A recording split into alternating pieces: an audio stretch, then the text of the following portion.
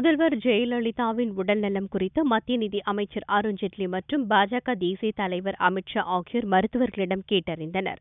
உடல்நலக்குறைவால் கடந்த மாதம் 22ஆம் தேதி முதல்வர் ஜெயலலிதா சென்னை அப்பல்லோ மருத்துவமனையில் அனுமதிக்கப்பட்டார். தொடர்ந்து சிகிச்சை பெற்று வரும் அவருடைய உடல்நலம் குறித்து கட்சி பாகுபாடின்றி பல்வேறு தரப்பினரும் கேட்டறிகின்றனர். மத்திய அமைச்சர்கள் வெங்கையா நாயுடு, பொன் ராதாகிருஷ்ணன், கேரள முதல்வர் பினராயி விஜயன், ஆளுநர் சதாசிவம், புதுச்சேரி முதல்வர் நாராயணசாமி, ஆளுநர் கிரண்பேடி, எதிர்க்கட்சித் தலைவரும் திமுக பொருளாளருமான மு.க.ஸ்டாலின் மற்றும் காங்கிரஸ் துணைத் தலைவர் ராகுல் உட்பட பலர் மருத்துவமனைக்கு வந்து ஜெயலலிதாவின் உடல்நலம் குறித்து கேட்டறிந்து சென்றனர்.